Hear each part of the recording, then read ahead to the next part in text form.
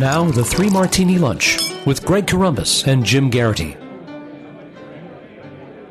And welcome, everyone, to the Tuesday edition of the 3 Martini Lunch, along with Jim Garrity of National Review. I'm Greg Corombos of Radio America. We have good, bad, and crazy martinis for conservatives today. Also happy to tell you that we're brought to you today by ZipRecruiter. Go to ZipRecruiter.com/free trial, and you can post jobs on ZipRecruiter.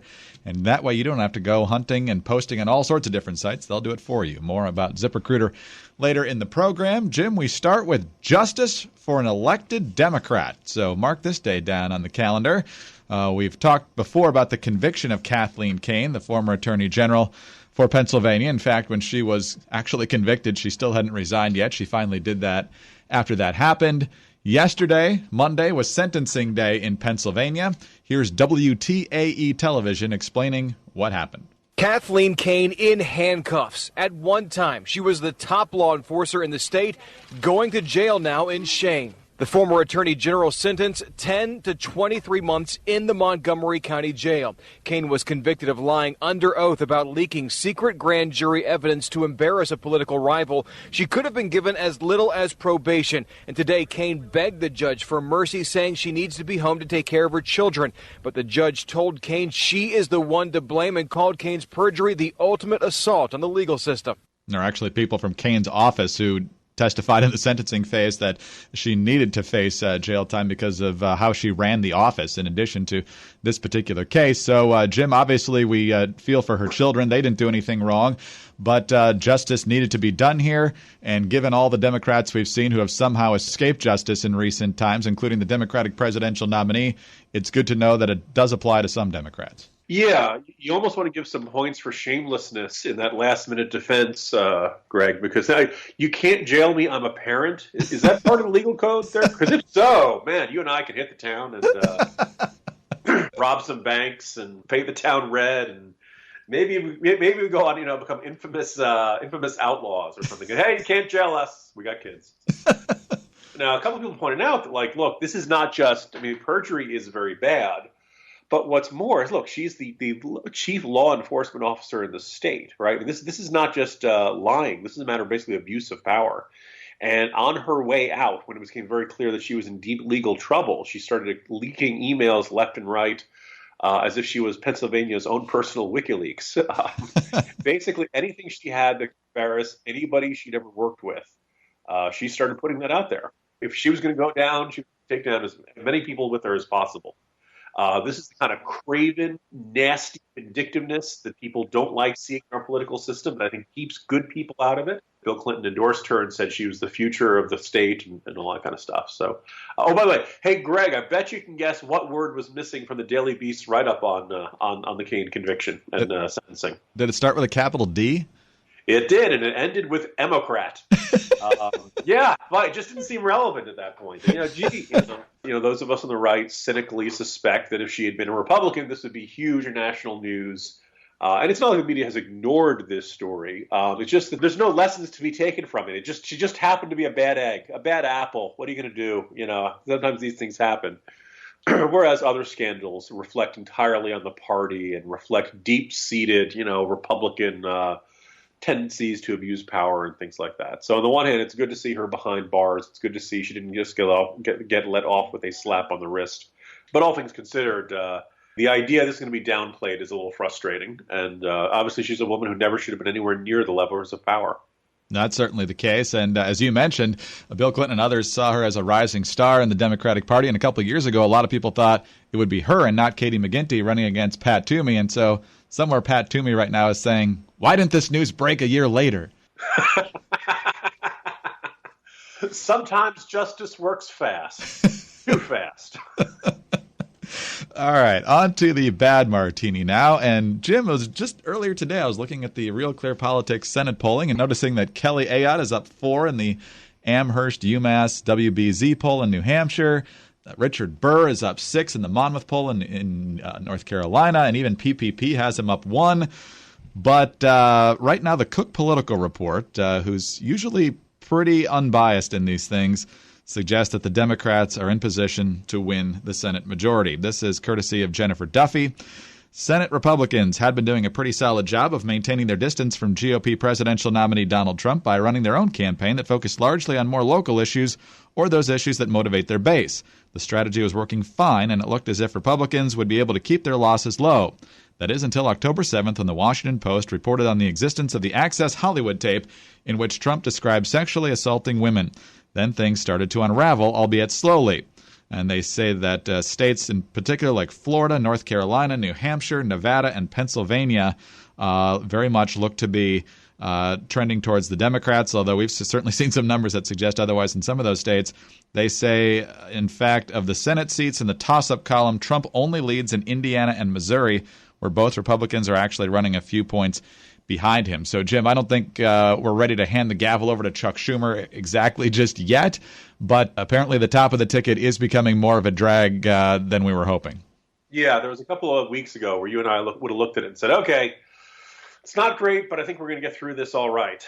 And that does not appear to be the case now. You know, you get enough contradictory information. The poll showing Kelly Ayotte up is reassuring. New poll out from the New York Times, Siena, that has Senator Richard Burr down 1 to Ross. A couple came out yesterday. One had him up ahead by 1, other had him up by 6. You know, look, you'd like to be an incumbent. You'd like to be close to 50, and he is currently getting somewhere in the mid-40s in most of these polls. You know, you wouldn't say he's a done deal or that he's not going to win, but you also have to worry about him a little bit. I can't help but notice, you know, Rubio, who really has not trailed, is only up by 2 in the last CBS News YouGov poll. I'm not really that worried about him, but I just kind of noticed there was a point where Rubio seemed to be enjoying a pretty consistently large lead. So you kind of wonder if there's kind of been this just across the board, you know, dispiriting amongst Republicans. Republicans not as enthusiastic as they were a few weeks ago, really feeling nauseated by the allegations against Trump, or just kind of getting sick of this election season. Evan Bayh in Indiana, I keep hearing from people that he's in trouble. I keep hearing from people that Republicans have got momentum on this. A poll came out Friday, had him up 6. You know, this is not by any chance a sign that Republicans are not going to win the Senate or keep control of the Senate, but it seems to be getting tougher. Republicans are not where they want to be. There's still, you know, 2 weeks before Election Day, roughly, but you know, I think I saw, it was yesterday, like 6 million votes have already been cast, Greg. As Yogi Berra used to say, it gets late early out there. It does. Jim, there's some speculation out there that as the presidential race looks less and less likely for Republicans, that some of these senators, because of they feel this undertow, might start going out there and simply presenting themselves as the counterbalance to a potential Hillary Clinton presidency. Smart, or does that look like you're kicking your nominee in the shins and Republicans aren't going to appreciate that? I don't see too much risk and harm to it, other than the idea if they do this too openly, Trump will start denouncing them the way he did against Paul Ryan earlier. You know, if you feel like the nominee is going to go down in flames, then maybe being attacked by him isn't the worst thing in the world. On the other hand, you want to win both the ticket splitters, you know, the Republicans who can't bring themselves to vote for Trump, and you want to win the Trump voters. I think that, you know, obviously nominating Trump complicated a lot of things for a lot of Republicans this year. I think at some point, as the more the polling becomes clear, as we get closer to Election Day, there'll be some point where they can level to, you know, say to the voters, all right, look, Hillary's going to be president. Do you want her president with a Democratic Senate and Congress, or do you want with a Republican Senate? And there to check her worst instincts and her worst excesses. And maybe that will work. You know, there's been some voters, people argue that the amount of voters who want to see divided government is overstated, but a bunch of these races look like they're going to come down to the wire, and every percentage point is going to count. So they may not have too much of a choice than to make that their closing message in the next week or so. And the Cook Political Report analysis also points out that usually when you have this handful of toss-up races, a pretty significant percentage end up going one way. It's very rarely split 50-50. It's usually about 2/3 to 1/3 going towards one party. And we've certainly seen that in good Republican years as well, including 2014. So anyway, 2 weeks from today, the American people, that would be you, you're hiring. You're hiring people to be your president. You're hiring people to serve you in Congress, at the state, local level, all across the different levels of government. But are you also hiring on the business side? Do you know where to post your job to find the best candidates? Posting your job in one place isn't enough to find quality candidates. If you want to find the perfect hire, you need to post your job on all the top job sites, and now you can. With ZipRecruiter.com, you can post your job to more than 100 job sites, including social media networks like Facebook and Twitter, all with just a single click. Find candidates in any city or industry nationwide. Just post once and watch your qualified candidates roll into ZipRecruiter's easy-to-use interface. No juggling emails or calls to your office. You can quickly screen candidates, rate them, and hire the right person fast. Find out today why ZipRecruiter has been used by over 1 million businesses. And right now, our listeners can post jobs on ZipRecruiter for free by going to ZipRecruiter.com/free trial. That's ZipRecruiter.com/free trial. One more time to try it for free, go to ZipRecruiter.com/free trial. And Jim, speaking of voting, one of the things that in an otherwise splendid performance by Chris Wallace, and I'm guessing this was scripted for him at the third and final debate, was when he said, now it's your turn. We want everyone to get out there and vote. And yes, if you're informed on the issues, regardless of your perspective, we want you to vote. If you're conservative, we really, really want you to vote. But there's always the completely uninformed people who show up, and quite frankly, I'm not always thrilled that they show up because they don't know what they're talking about, usually. But there's always this push to get people out to vote. And now there's a particularly crude PSA out by this group I've never heard of before called Civic Innovation Works. And it's a TV ad, but the dialogue will pretty much tell you the story here. Basically, a kid walks up to school and sees his friends with the voting stickers that their parents apparently gave them. And here's how that conversation outside the school goes. My dad didn't vote. Why not? He goes to the gym every Tuesday before work. Couldn't he vote after work? Tuesday is a big TV night. Your dad sounds like a total nihilist. And a doofus. What about our system of checks and balances? Your dad probably hates bald eagles. Wait! That's the guy! What's all that about? Just drive. And so then the tagline is, be a role model, not an embarrassment. So, Jim, apparently schoolyard bullying is okay when it comes to voting. Yeah. I noticed nobody on the schoolyard cares who voted, right? So how do you go on Proposition 2, by the way, or anything like that, or how about those local officials you don't follow as much? If you leave anything blank, you're a terrible child, and social services will be knocking at your door. This is a horrible message. You and I have talked about it in the past. It's perfectly fine to not vote. And in fact, if you don't know who the candidates are, if you don't know the issues, if you don't know what is at stake, it's irresponsible to vote. I remember describing back when I lived in Washington, D.C., voting for, I don't know, school board or one of the positions, and realizing I was about to vote for someone based on the fact that I'd seen one of their signs in the neighborhood. And that's it. Now, it could have been, John Jones is an axe murderer or something.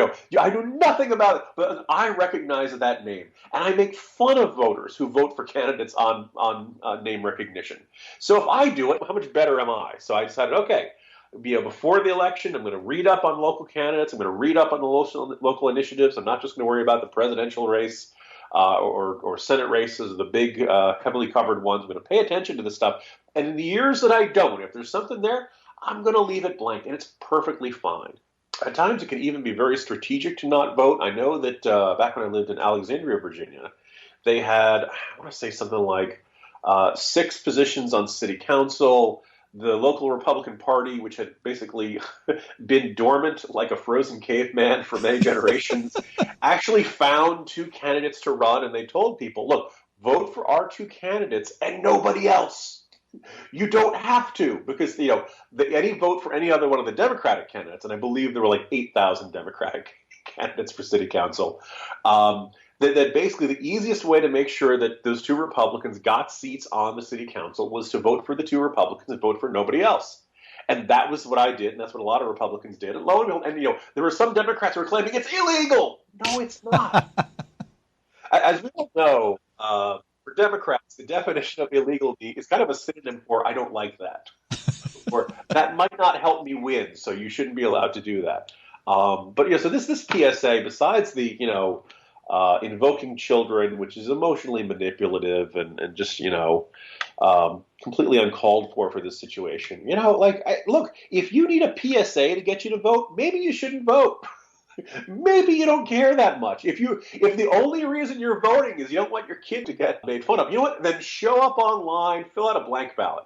Sign it, submit it, okay? Still counts just like everybody else. You'll go into the registrar as having voted. So, this is, I remember once thinking, we gotta encourage people to vote. No, we don't. We don't need a more activist America, Greg. We need an inactivist America. Let's salute all the couch potatoes who have never voted for a bad idea. Think about all the terrible concepts that have never gotten up off the ground because their butts won't get up off the couch. I myself salute you, couch potatoes of America, for all the times your inactivism has killed bad ideas before they can even get started. Very good. I'd also like to salute the group Civic Innovation Works, who put on this horrific PSA for clearly hiring a writer who knows nothing about kids. Because if public school kids actually knew the word nihilist or familiar with our system of checks and balances, we'd probably be in a better position right now. Here's the thing. If your kid's in the gifted program, maybe that scenario will come out. Oh, man. Yeah. Horrible. Jim, talk to you tomorrow. See you tomorrow, Greg. Jim Garrity of National Review. I'm Greg Corombos of Radio America. Thanks for being with us today. And a reminder that our listeners can post jobs on ZipRecruiter for free by going to ZipRecruiter.com/free trial. ZipRecruiter.com/free trial. They'll put the job on all the different sites. One more time, to try it for free, go to ZipRecruiter.com/free trial. Please join us again on Wednesday for the next 3 Martini Lunch.